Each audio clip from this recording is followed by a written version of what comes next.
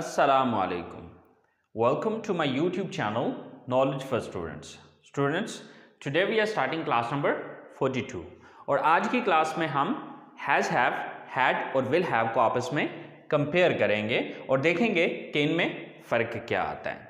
लेकिन students, class शुरू करने से पहले अगर अभी तक आप लोगों ने मेरे चैनल को सब्सक्राइब नहीं किया तो प्लीज़ सब्सक्राइब के बटन पर क्लिक कर दें। अगर आपको मेरी वीडियोस पसंद आ रही हैं और अगर आप इनसे कुछ सीख रहे हैं तो प्लीज़ लाइक एंड शेयर के बटन पर क्लिक कीजिए। और अगर आपको कोई भी कन्फ्यूजन हो रहा है, कोई मसला हो रहा है तो आप लोग कमेंट्स बॉक्स में जाके कमेंट्स कर सकते हैं। तो चलें गाइस, स्टार्ट करते हैं हमारी आज की क्लास।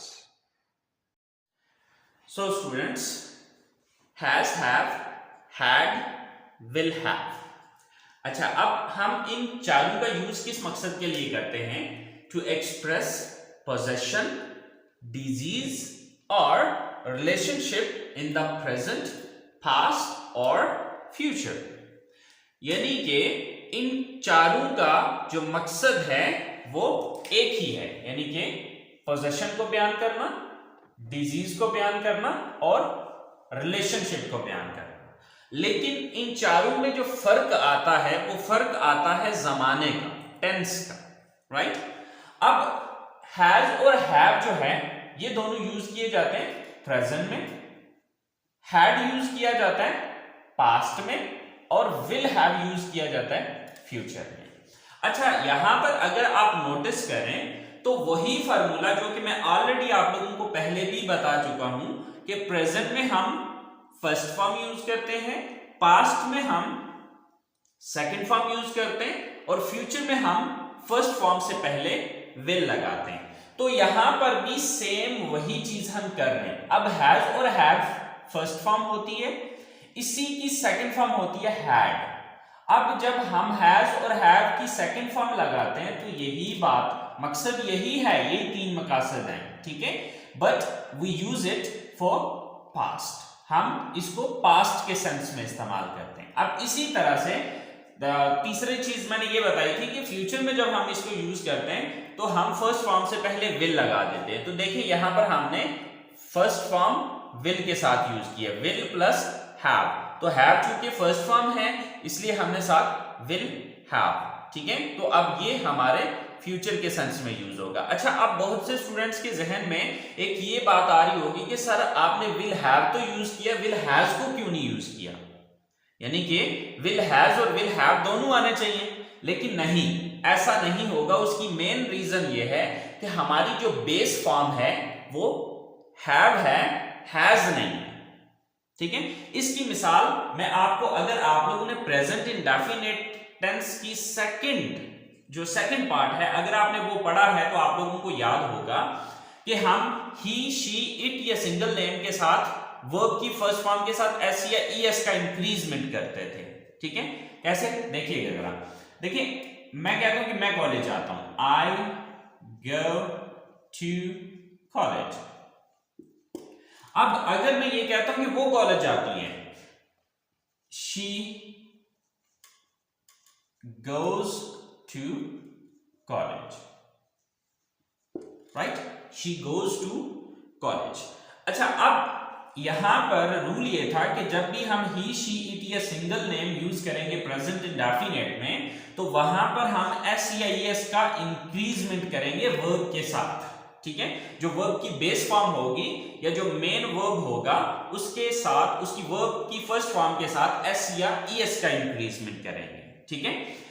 तो यहां पर देखें कि ओरिजिनल बेस फॉर्म हमारी गो है, लेकिन उसको हमने गोस की शेप में कन्वर्ट किया।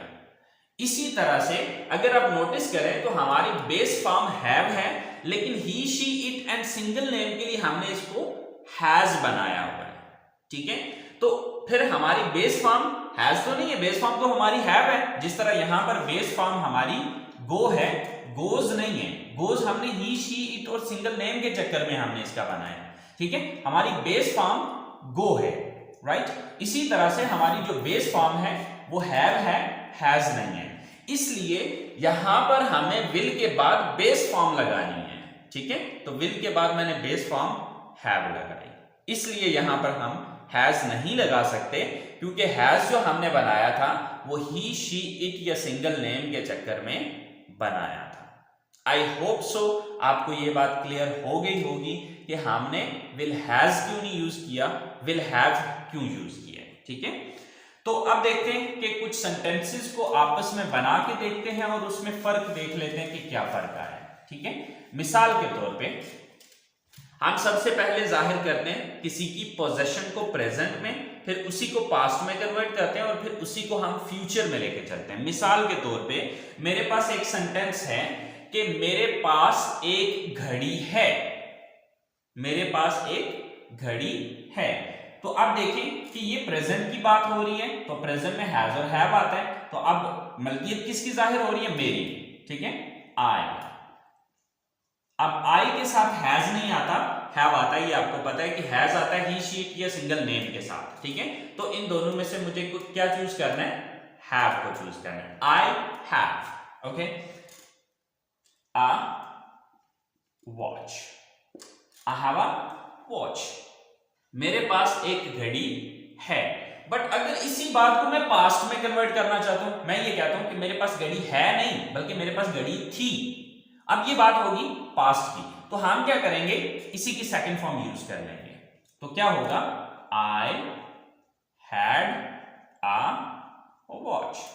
तो अब देखें कि इसमें फर्क क्या आया। फर्क वही फार्मूला अप्लाई हुआ कि प्रेजेंट में फर्स्ट फॉर्म और पास्ट में सेकंड फॉर्म। दैट्स इट, कोई लंबी चौड़ी कहानी नहीं हुई। ठीक है, अच्छा, अब इसी बात को अगर मुझे फ्यूचर में कन्वर्ट करना है कि मेरे पास एक घड़ी होगी, मेरे पास एक घड़ी होगी, तो अब फ्यूचर की बात होगी। तो अब ये हैव है तो इससे पहले विल लगा लेना, तो ये फ्यूचर में बात चली जाएगी। I will have a watch, मेरे पास एक घड़ी होगी। सो स्टूडेंट्स, आपने देखा कि यहां पर हम फर्स्ट फॉर्म यूज कर रहे हैं, यहां पर सेकंड फॉर्म और यहां पर फर्स्ट फॉर्म के साथ विल लग रहा है। तो आप देख सकते हैं कि कितना इजी और कितना सिंपल है। ये वही चीज है जो कि स्टार्ट में मैं ऑलरेडी आप लोगों को स्टार्टिंग के लेक्चर्स में बता चुका हूं। लेकिन स्टूडेंट्स, इस चीज को समझने से पहले अगर आपने इनकी सेपरेट क्लासेस अटेंड नहीं की हैं तो प्लीज सबसे पहले इनकी सेपरेट क्लासेस को अटेंड कर लें, क्योंकि सेपरेट क्लासेस में मैंने बहुत लंबी चौड़ी डिटेल के साथ ये बातें की हुई हैं। ठीक है, यहां पर तो सिर्फ मैं इनको आपस में कंपेयर करके बता रहा हूं कि फर्क क्या आ रहा है, सेंटेंस में क्या फर्क आ रहा है, मतलब में क्या फर्क आ रहा है। ठीक है, अच्छा, इसी तरह से आप पोजेशन जाहिर कर लिया। अब हम डिजीज को जाहिर करके देखते हैं या डिजीज को शो करते हैं। तो देखिए, मिसाल के तौर पर मैं कहता हूं उसे जुकाम है। ही भी हो सकता है, शी भी हो सकता है। She has flu, she has flu, उसे जुकाम है। आप फ्लू की जगह कोल्ड भी लगा सकते हैं। ओके, शी हैज फ्लू या शी हैज कोल्ड, राइट। अब इसी को अगर आपने पास्ट में कन्वर्ट करना है तो हैज की सेकंड फॉर्म लगा दें। तो हैज की सेकंड फॉर्म क्या है? हैड। सो ही और she had flu or cold। तो अब देखें हमने किया क्या कि सिर्फ हैज के बाद, सॉरी, हैज की जगह पर हमने हैज की सेकंड फॉर्म यूज कर दी और वो है had, राइट। तो अब यही बात पास्ट में चली गई कि उससे जुकाम था। ठीक है, उससे जुकाम है, she has flu या she has cold, उसे जुकाम था, she has she had cold या he had cold या flu, इन दोनों में से आप जो मर्जी यूज कर रहे हैं। इसी तरह से अगर आप इसका फ्यूचर बनाते हैं तो क्या हो जाएगा कि हैज तो नहीं है क्योंकि इसकी बेस फॉर्म हैव होती है, तो विल हैव आ जाएगा। he और she will have flu or cold। So students, आप देख सकते हैं कोई लंबी चौड़ी कहानियां नहीं है, वही रूल यूज हो रहा है कि यहां पर फर्स्ट फॉर्म आ रही है, यहां पर सेकंड फॉर्म आ रही है और यहां पर फर्स्ट फॉर्म के साथ विल आ रहा है। That's it, okay. अच्छा, पोजेशन जाहिर होगी, हमारी डिजीज जाहिर होगी। अब हम एक सेंटेंस रिलेशनशिप का बना लेते हैं और देख लेते हैं कि क्या फर्क आ रहा है।